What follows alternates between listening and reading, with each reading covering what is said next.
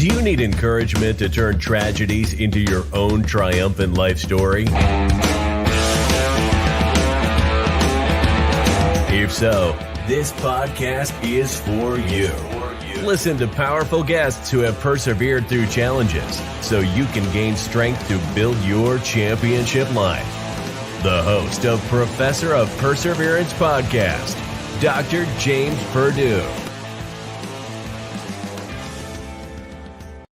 Hey, come on in, get that cup of Joe. And again, my cup of Joe, I flood it so much with that hazelnut creamer, you can't even taste coffee. But that's the way I have to have it. But bring it in, bring your drink in, whether it's a Diet Pepsi, whether it's regular Coke, whether it's just water. Come on in, kick back. Let's learn something today about overcoming depression. That's what our topic is about today, depression. And our guest today, she said she had made a massive change in her habits and mindset for her to overcome 6 years of severe postpartum depression. All right. She said this depression was the hardest years of her life and she was in a very dark place. Now she uses what she has learned to overcome depression and helping others to overcome their struggle as well. Welcome to the show, Chelsea Dischinger. Hi. Thank you for having me, James. No, thank you for coming in and from your valuable time and sharing with us and again helping people. And we know it. Depression is probably one of the most common things that go around. You know, we probably all share a case of depression.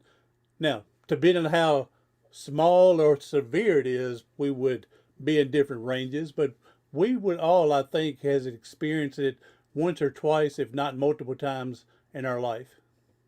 Yes, it is rampant everywhere, but it's kind of, taboo. Nobody wants to talk about it. So a lot more people struggle with it than would ever admit it, or maybe even realize that they are really depressed. Oh, yeah. And like you said, the taboo, because when I was growing up, if you saw a psychiatrist or psychologist, you were deemed crazy. Yeah. And so people wouldn't talk to you about depression or seeing professional help because they didn't want people to think they were loco, nuts. And Yeah. but I've gone on to believe that opening up, whether it's a professional, whether it's a spouse, whether it's friends that you can trust, we need to be able to open up to someone to relieve the stress and anxiety, the depression, and let it flow out of us. As much as we exercise our body to stay healthy, we need to exercise our minds to stay Yes. healthy as well. And one thing to exercise is to clean it out. Yes, you're right. We don't put enough attention on our mental health. We focus so much on having the perfect body or eating enough kale, but we don't stop to think that we actually do need to take care of our mental health. It is really important. And it's becoming, unfortunately, an epidemic, especially with teenagers. This generation of teens, we're seeing a lot of anxiety and depression. It's really sad. Well, this COVID's not helping Yes, with you're it. right. I COVID. mean, and staying at home, away from their friends, not being able to experience what children ought to be experiencing. And then when they are out and about, they're face covered, so they can't learn how to read expressions on happy, sad, good, bad. And yeah, especially with this COVID going on, yeah, that it's really hard on the children. Yeah. It's definitely made things worse. My daughter, Jordan, we just recently moved to Texas and we put her in school and she didn't know anybody. It was towards the end of the school year, this past school year. And I was like, "Are you making friends?" And she's like, "Well, people are coming up to me and they're talking to me, which is great, but they're all wearing masks." And then and teenagers, middle school, they wear a lot of hoodies and stuff. So she's like, between the hoodie and the mask, like, I don't know anybody. Like, I don't know if it's the same person I talked to yesterday. I can't remember who's who. I can't recognize anybody. And I was like, well, I hadn't thought about that as a brand new kid. If you already know the kids, it's a lot easier to recognize them. But if you're new into the school, I mean, she spent the whole last semester of the school year not recognizing anybody. So it was hard for her. She felt very isolated. She may have been like my mom. My mom's experienced some dementia now, and so she may be like having Alzheimer's. They had meeting the same person every day, but it seemed new to her Yeah. because not recognizing the full face, you Yeah. know. Yeah. But That's yet what, it's been real tough on kids. So yeah. Yeah. It is. That's what my daughter went through. I mean, she literally could not make friends because she didn't know anybody and couldn't recognize them. well, I hope things are better this year so far, and I hope she's getting a bunch of friends, and you're going to be overrun with teenagers in your house, and you're meeting new Yeah. friends as well, and new parents. So, all right, Yeah. Chelsea, again, thank you for being here. Let's go ahead and get into your story with this postpartum depression that went on. You said for about 6 years and everything, and let's how did it go about? What started it, and how did you get out of it? Yeah. Well, actually, before I had postpartum, I was one of the happiest, just I love life. I've always been just a really happy person. I had a great marriage. We were super excited to have our first baby. I was going to quit my job to be a stay-at-home mom. Went into the hospital, just so excited to have my baby girl. And after she was born, I was just super emotional and I couldn't stop crying and I couldn't seem to get my emotions under control. And this lasted for 6 years. And it was just, I just never stopped crying. I mean, my husband, my poor husband, he would come home from a long day of work, brand new baby, and I would just cry. It was like the second he walked the door, I would just cry. And I'd cry from the minute he walked in the door to the minute we went to bed every night. He would go to work every day, so worried, like, is Chelsea going to make it through the day? How is she going to be? And it was very important to me that I was a good mom. So I did everything I could. I mean, I made all of Jordan's baby food organic myself. And I did, but the second she would go to sleep, I would lose it. I would lose myself. I couldn't do anything. I had no motivation. The only motivation I had was to be a good mom for Jordan. And other than that, everything else in life was dead to me. I even had a hard time feeling attached to my child because I just felt dead inside. I was dead. I was empty. I was lost. It was very dark. And I know 6 years doesn't sound like a long time, but when every day of your life is a deep, dark hole, 6 years just feels like eternity. And it was a really rough time. I don't know how we survived it, but but by God's grace, we got through it. So yeah. Amen, sister. So before giving birth and everything, you would consider yourself just an average, happy person. I mean, I'm sure you went through small depressions on certain things, but never to an extreme. Oh, never, never. I mean, So I okay, never so saw this coming. oh, That was okay, one of the okay. hard things was it came out of nowhere. I mean, I was expecting, and then you see in the movies, people deliver their babies and it's the happiest moment of their life. And, it's the best thing. And I'd see all my friends with their babies, just loving motherhood. And I was just like, I'm miserable. And then you feel so guilty. You're like, what's wrong with me? Why am I such a bad mom? Why can't I be as excited as everybody else is? And there's a lot of internal negative talk that really leads to a lot of self-hate, which then feeds the depression. And you get into this vicious cycle. And that's one of the things I think that was really hard was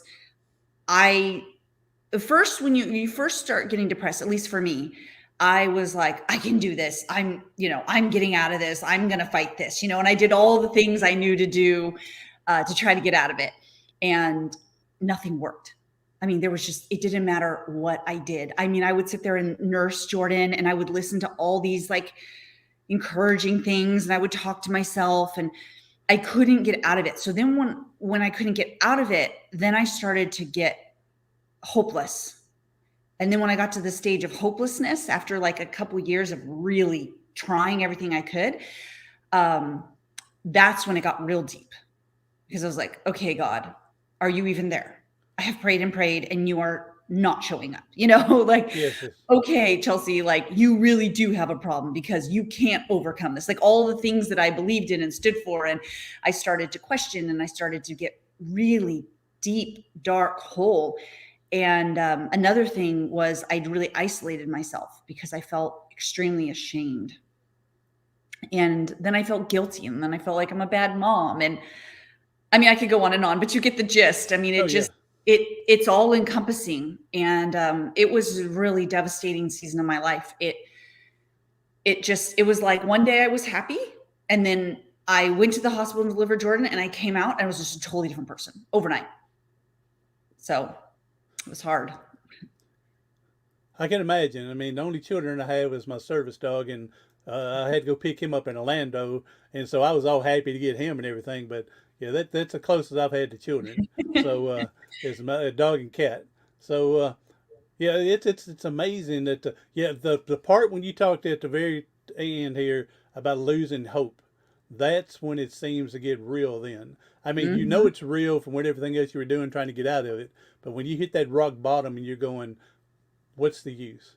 You know Yeah. what's going, and so that's when yeah, that's when it's real serious. Then when Yep. we lose hope. So now I know your husband knew things going on. I'm sure you were open with him. I'm sure he was walking on eggshells the best he could to not get you upset and everything. Did y'all not? You said you were doing everything you knew to do. Did you not go seek, talk to your doctor, go to a psychologist or psychiatrist? Did you not do any of that early on? Not early on. So what I did was I first I tried to just do it myself, right? Mm-hmm. Like I can do this. I got this. Like I can, I'm an overcomer and all this stuff. Um, and my husband, he really encouraged me to get help, and I resisted. I just really resisted. The number one thing I think that kept me in depression as long as I stayed was that I allowed the shame and the guilt and the embarrassment to keep me isolated. And to the thought of going to a doctor just added another layer to me of embarrassment and helplessness. And so I didn't want to do it. And that was really unfortunate. When we isolate ourselves, all we hear is our own voice. That's the only voice we hear. And when we're depressed, that's a very negative voice. So all I did was listen to my own negativity day in and day out. And I tried to reach out. I actually did when I first got depressed. I'm sorry, trying to make sense of all this. I was in ministry, and I was in a big ministry with thousands of people at this church, and I was on staff at this Bible college. And so it was really hard for me because everybody really looked up to me. And I was always the one helping everybody and encouraging everybody. And then all of a sudden I just wake up one day and I'm not the same person that I used to be. And I don't know how to ask for help. And I'm ashamed. And all the kids that looked up to me, now I felt like I was going to disappoint them. I didn't realize that I wouldn't. But at the time, you're just so emotionally distraught. You don't see things as they are.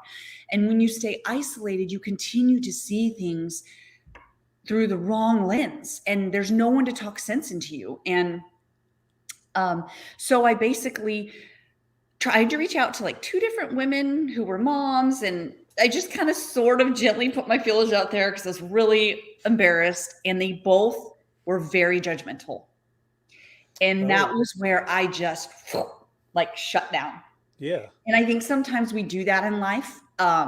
We allow ourselves to be vulnerable. And if any hint at all of rejection or judgment comes, we shut ourselves off. And we really are only punishing ourselves. Because to be honest, I could have not reaching out to anybody else, didn't hurt them, it hurt me. But I was so afraid that I just shut off. And I was like, nope, I'm done. Nobody from the church is going to know about this. None of my friends are going to know about this. I got this on my own. And so I just continued to live in the guilt and the shame and the negativity. And the more you think it, the more you believe it, the deeper it gets into your heart, the more it shapes your life. And the next thing you know, you look in the mirror and you're like, I don't even know who I am. Like, this is not who I am. What happened, And it happened every day by staying in that isolation. I'm so grateful for my husband. He really encouraged me. He did the best he could to support me in every way. I was very stubborn. Eventually, I did go to the doctor. I did get on medication. For some reason, I don't think the medication was very helpful for me, but I know people who it really helps. So I definitely, I am not anti-medication or help. I 100% think, if you need it, you go get it. Definitely talk with your doctors and go from there. Yes. Don't take Talk to any your suggestions doctor. from this podcast. You go get your own, seek your own help with your own physician, Yes, and y'all come up with a plan yourself. What we're discussing here is what we did. Doesn't mean you follow directions. So exactly. yes, Exactly. In fact, I really encourage, I mean, even if you're unsure, well, am I really depressed? I really encourage you to go talk to somebody, talk to a doctor, talk to a psychologist, because they can speak truth to you, clarity to you. They deal with people who struggle with this all the time. They can recognize it, and they may have tools that you haven't even thought of to help you overcome and get through this. And I made a big mistake by not getting help sooner. I definitely should have done that. well, it's understandable that you didn't seek sooner, because again, you've never been that far down before in your life. You've been Yeah. in a certain amount of depression, and you've bounced out of it before, so you know I can get out of it again. Just got to give it some time. This is Mhm. new with the baby life and mama life, and give it a Yep. few more months, and we'll get better. It didn't get better. Now we're getting a little deeper and deeper. But I can see where you struggle. One, we mentioned about the stigma with people used to think, and I don't know if they think as much today, but you're crazy if you're, depressed seeking help. And Yeah. so from there, and so, but also, you did reach out, and the two that you reached out for, you trusted them for some reason. You trusted them to be able to open up to nobody else. Those two, for whatever reason, you trusted them, and then they gave you something that you didn't agree with, you didn't want to hear, whatever it was, and you shut them back out, and then you said, "This is it. I'm not going for help." And Yeah. and also you go again, which you mentioned, you are helping a bunch of people in the ministry and everything. Now I'm going to look like a failure because I'm telling them what to do, but now I'm in it, and now they're going, "All right, why don't you up and out of it? You told me to do this." You know what I'm saying? So I Yeah. can see, I can understand all of that perfectly from there. Now, question here: you've talked about you've got so deep down into the rabbit hole here of depression. Uh, did you consider any suicide? Yes, Did it get that deep? it did. It definitely did. And that was really, really sad. And there was, a That's when couple, it comes to the lack of hopelessness. yeah, As when I was that's when talking a while the, ago, when you lose that, that's when thoughts really go wild. yeah, yeah, it really, and it's so sad. And yeah, I used to plan, how can I do this where it's not going to hurt my daughter or affect my daughter, and all of those horrible thoughts that you're thinking because you're just like, what is the point? Life is, there's no point. Yes. And um, I just want to speak to anybody who may be listening and feeling that part of their life that, what is the point? I can promise you that a bright, sunny day does come after the rain. The best thing I did through this whole process of the millions of mistakes I made was I didn't give up. I didn't quit. I did not give up. And eventually life will turn around. You cannot quit. You cannot think it's the end because it's not. And there is a beautiful life for you on the other side of this nightmare. You just have to find the strength to hang on every single day and not give up and not quit. And I promise you, no matter how dark and deep and devastating this hopeless pit that you are in may feel, you will find a way out. It will be worth it. And you can't quit. You cannot quit. And that is now having been in that pit, and thank God by some miracle, I didn't kill myself and I made it through. I can speak truth that you will get out of it. It's not just, oh, roses and the life changes. No, you will get out of it. And you can and you will. And I believe that with all of my heart. Because if I can do it, good God, if I can do it, you can do it. I know it. Hey, there you go.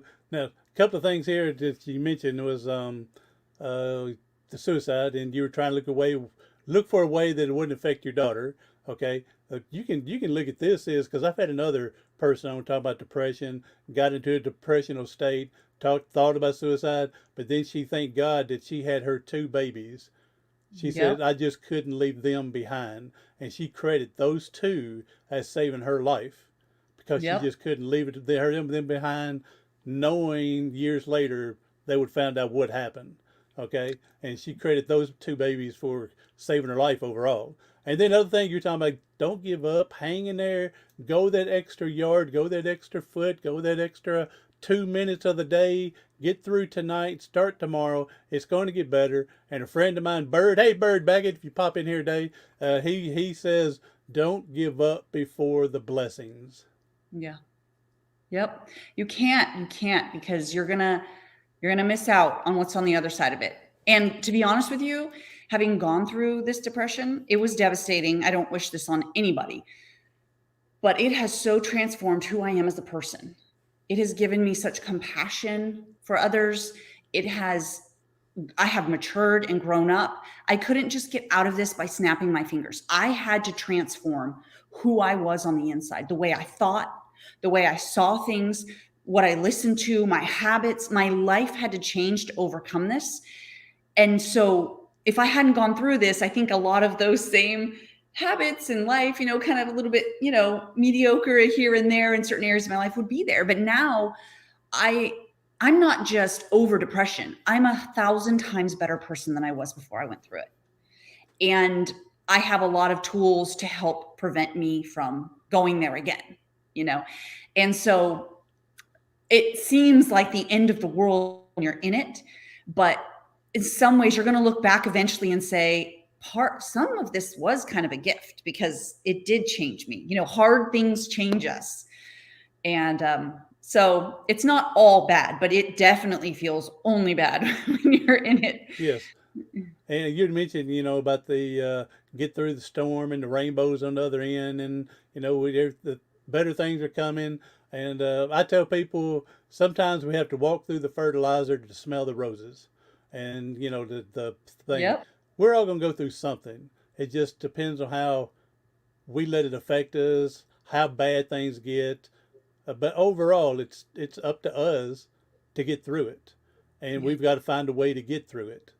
So, all right, Chelsea, again, uh, thank you for being here. Now let's give us two or three, four, whatever you think, suggestions on how you were able to get through this. You seek some type of professional at some point, and then Mhm. after that, what did you do to change your mindset? Change your habits? What did you do to completely overhaul yourself to be a better person?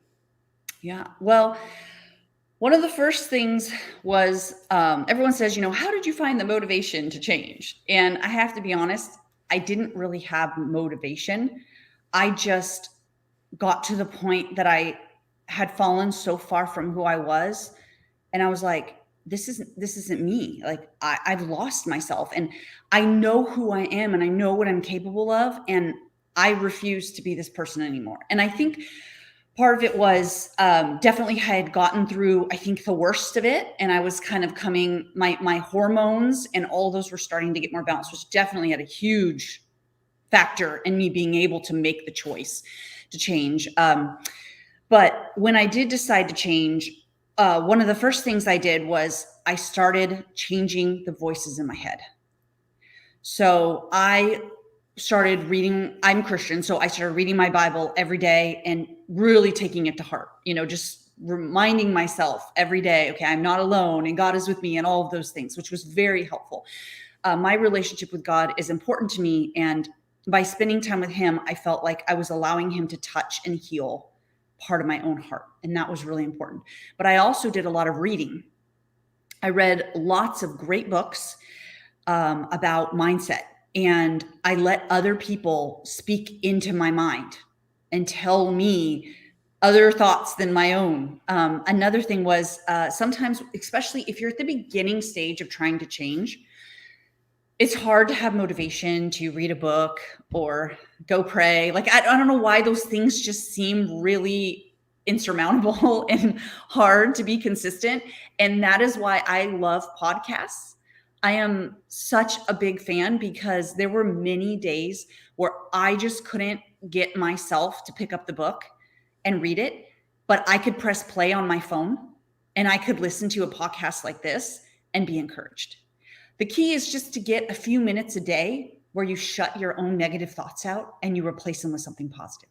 If you can just do that 10 minutes a day, and then you move it to 15, and you listen to those 15 minutes for a month straight, you starting to go, you know what, maybe I can do this, or, you know, maybe that thinking isn't right, or, you know what, like you just begin to get filled with hope a little bit. And so that's why I love these podcasts. I believe so much in them, because if you're struggling with something and you can't find, I mean, I could be doing the dishes, I could do anything, and I can put this on and I can listen to it and let it speak to me and encourage me, even though, and I don't have to do any work. It doesn't take any effort, you know, and when you're depressed, you don't have motivation to do anything. So it takes all the excuses away, right? That's right. So that was one of the really good things I did, was, you know, just really digging into my Bible, really reading some good books, and really doing those podcasts. So that was really important. Another thing was exercise. It's pretty amazing how exercise, your mind, your body, and your spirit connect as one. And I didn't realize that. So my mind was at a negative place, but my heart, are we still connected? Yes. I'm going. Okay, I'm so sorry. I wasn't sure. I know you said if we jump out, keep going, but then you totally disappeared. So I apologize. So I didn't realize how the body and the mind and the spirit connect in the way that they do.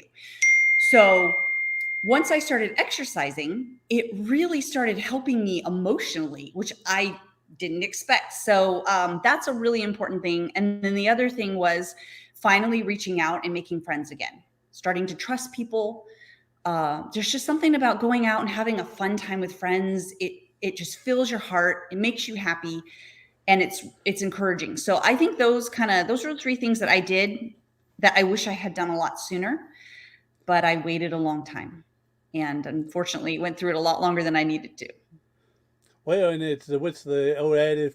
It's better late than never, I guess. So, That's true. That is true. So so it just your husband had to walk on eggshells a little longer than he wanted, probably. Yeah, he's But very I mean, great. it's great that he practiced patience, passion, Yes. practice love and everything and support to help get you through all this. So you got an amazing husband to be able Yeah. to do this. Now, let me ask you this: you've talked about Jordan, your one here. Have you had another child, and or other children, and have you experienced any of this postpartum again, or since you already know what to expect, you jump in right real quick to prevent it? Yes. So I had another child 21 months after Jordan. So it was not planned. So And I that's remember what I was wondering. At one point, did you have them fairly close? I mean, 2 years is not fairly close, but you're talking 6 years of this depression. Did you have any children in between? Oh, that's what I was wondering too. Okay, go ahead. Yeah, so I had Reese. I only have two. I have two daughters, Jordan and Reese. I remember going to the doctor, and I wasn't getting treatment at that time. I wasn't ready to go get, you know, real treatment that I should have done. So, but I was at my doctor, my OBGYN, saying, you know, talking about, okay, I'm pregnant, I'm gonna have another baby. So asked her, I said, I'm going through depression. What do I do? Like, do you think it's going to be okay? And I remember her saying, it's probably going to be worse with the second, because now you have the weight of two kids. And if we can't get your hormones under control with the first one, and then you're not even back where you should be, and you're having another one. And I remember just going home and being devastated and being like, oh my gosh, what am I going to do? It can't get any worse. Like, I can't survive. How can we double this? Yeah, like how can I? And then when I was pregnant with Reese, they told me that they thought she was going to be Down syndrome. Now she's not, but there was a chromosome change in her, and they had thought that it was Down syndrome. And I remember going, "Oh my gosh, like how am I going to survive this?" But she ended up being born totally fine. But it was actually a little bit easier for me with the second. I was still depressed, but because I already knew what to expect, having a kid and changing the diapers and not sleeping, those things didn't get to me the way that it did the first time. The first time I had no idea what I was getting into. I mean, I should have babysat before I had a child. I didn't even babysit kids. Like, I had no idea what I was getting into. So that was helpful, but the depression definitely continued. I mean, but I am grateful I didn't have some sort of astronomical dive right after Reese's birth. But it just lingered. I think it just became a mindset and a lifestyle and who I was until I finally decided to make a change. That's what I was thinking. It's become your lifestyle now because you've been in it so long. And so Yeah. now, even though your doctor was saying it could be worse with double the children, but yeah, you're already into it and used to it. And so now you recognize things. Yes. Yeah, I would have thought, but yeah, I would have thought, yeah, it's been this long. It's a lifestyle now. Yes. Yeah. And that's why I had to make some serious changes, because if you do anything long enough, it becomes a habit, good or bad. And I was in the habit of not having motivation and thinking negative and hating myself and feeling guilty. And that was just the daily for me. And unfortunately, when you go through depression, it's not like you can just take a magic pill or, just decide all of a sudden you're not going to be depressed. I mean, I wish all those things worked, but if you've been depressed for a significant period of time, you have to do some deep inner transformation. Besides, I mean, the medication is very helpful. The counseling is very helpful. All those things are helpful, but you also have to change your belief system about yourself, about others, about life. I mean, you have to do all this internal work to truly come out of it. Yeah, nothing comes to us easy. We've got to put in our hard work and sweat as well to make all these changes. Yeah. It's not just going through the flow of talking with a professional and seeing a doctor, taking a couple of medications. Not just that, you still have to work on yourself to get the full transformation.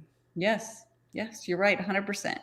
So, and that's coming from Dr. Purdue here. Don't forget that. And I'll tell you that again, my doctor, I can't write out a prescription, but Chelsea, if you need me to drive you somewhere to pick some up for you, I can do it. Oh, thank you. I appreciate that. Yeah, my doctor, I can't write out a prescription, but we can go pick them up for you if you need me to. Thank you.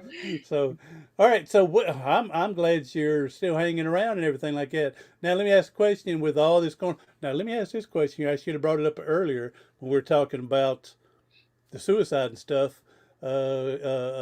Thoughts. Did you? Cause you hear stories.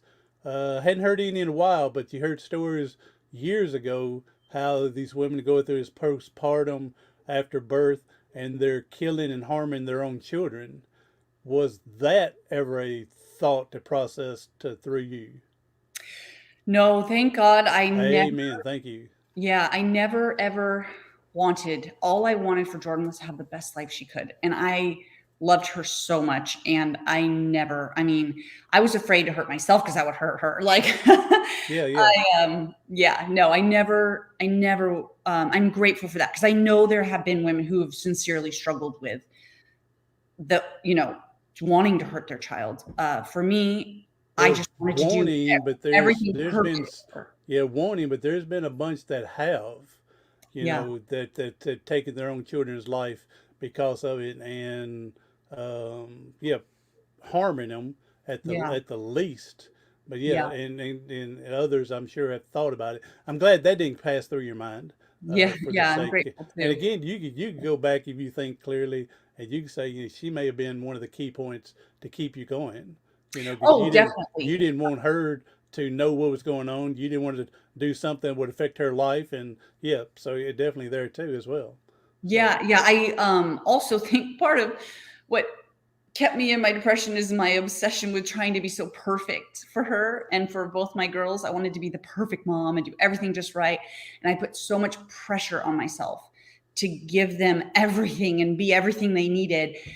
And, now 2 kids in and my oldest is 13. I'm like, oh, they'll survive, That's they're right. fine. They have, Chick-fil-A every once in a while, but I was so uptight, and I think I put these unrealistic expectations on myself. And I heard someone say one time to me that depression sometimes comes from unmet expectations.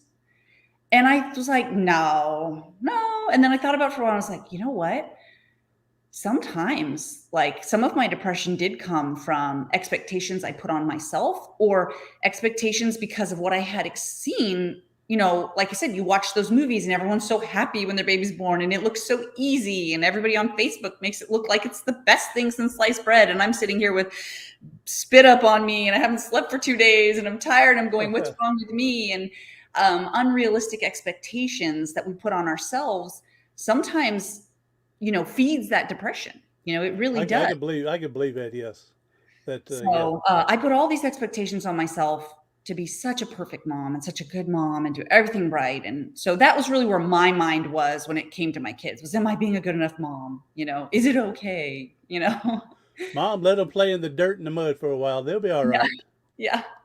So, well, I'm glad that you got through all that, and thank you for sharing your story. And I would advise you, and not that I know anything, but you need to write a book to help other people.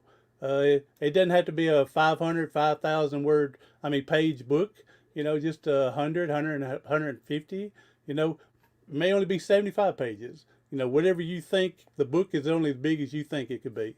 So, Yeah. but I think your story will help other people, and yeah, if nothing else, you just give it to someone that is going through it, the postpartum or any type of depression. Yeah. Yeah, I definitely, I have written a book, but it's in editing right now. So I don't have it. I'm so sorry. I do not have it finished, but I will let you know when it is finished. Yes. Oh, please do that, and we'll do another podcast, and we'll push that book out and promote it. And Yeah. I only want 30% of what you get, so not much. So Okay. all right, So thank you for being here. You got a website or social media that if Yes. people can reach out to you, they may have questions, they may want some advice that you can help them with.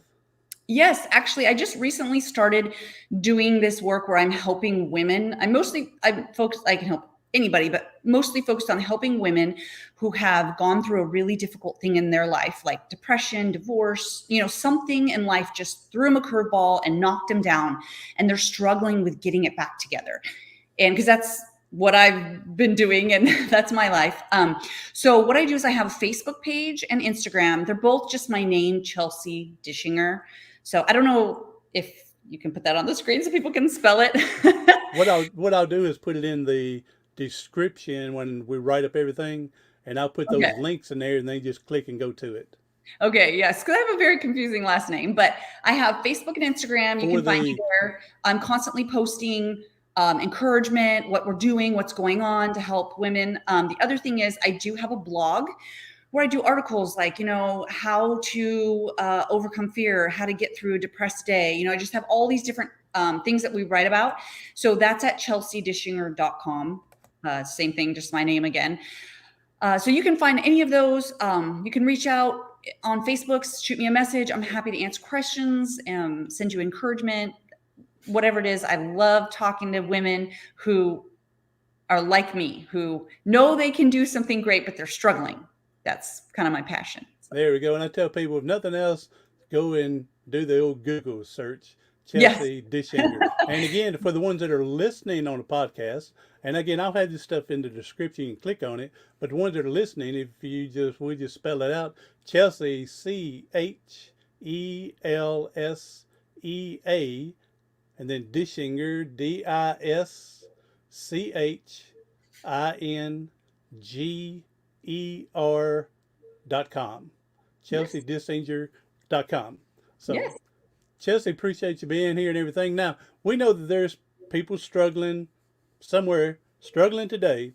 And if you can give us a positive message to help them get through today, that'd be a blessing. Yeah. Well, reiterating kind of what I had said earlier, the big thing is if you are struggling with something today, do not allow yourself to feel embarrassed or less than, or like there's something wrong with you because it's not as easy for you as it is for somebody else. It's okay if something's easy for everybody else, but it's hard for you. That's totally fine. We're not all good at everything. Hard things in life are good things. They make us grow and change. So don't be afraid or ashamed. Motherhood was harder for me at the beginning than a lot of other moms. And I felt like a failure because it was hard. But in the truth, because it was hard for me, I learned all of these unique and different ways to raise kids. And I have these amazing, beautiful children that I kind of raise in a different way that I wouldn't have if it had just been easy. I would have followed the status quo. So it's okay if it's hard. And it's okay if you're in a rough season of life. You will get through it. Don't beat yourself up, and make sure you find a way to get positive things into your mind. Don't just sit there and listen to your own negativity all day long. Listen to James's podcast, listen to a podcast, pick up a book, and get outside of yourself in your own negative world. You have to step outside of that, or you're never going to see that there is hope and that there is a better way. Meet new people as well. So to help Yes. you get in and out of there. So, Yes. all right, Chelsea, you was talking about something I was going to bring up. Oh, and now you said instead of being a failure mother, now you're the Super Bowl champion of mothers. So, Well, I but try. there you go. We appreciate you, and I just love and I'd hate to think that your postpartum depression was so bad. Like, you're so positive, talking. I love your humor, your laugh, and man, that would be if I was your husband, that would be hard not seeing that every day, and I'm sure it was on him. And so I'm glad I'm sure he's blessed that you are back better than ever. Oh, well, thank you. You're so sweet. Yes, and Well, I'm very blessed. My husband was an amazing man. He stood by me when many wouldn't have. 6 years of turmoil is a long time. that's right. Um, and he was so wonderful. And I just cannot thank God enough for him. There you go. And if you're in that rabbit hole and that pit of pity and you're struggling and you're thinking suicide, please contact somebody on the suicide hotline. Just Google suicide hotline. Them numbers come up quickly, and talk to someone. You can lie to them. You don't have to give them your name. You don't have to tell them where you're living. Just tell them what you're going through, and hopefully they'll give you some suggestions to help. And listen to Chelsea's podcast. And she's going to be on about 1,000 of them here in the next year. So you're going to find her everywhere giving her message. So everyone else, hey, I'm the professor of perseverance, Dr. James Purdue. If I can do anything to help you, go to my webpage at professorofperseverance.com. And if you scroll down a little bit, I actually have a free mini course with a free ebook, and it's Your Past Doesn't Have a Future, but You Do. So go ahead and grab your free mini course, a free ebook from there.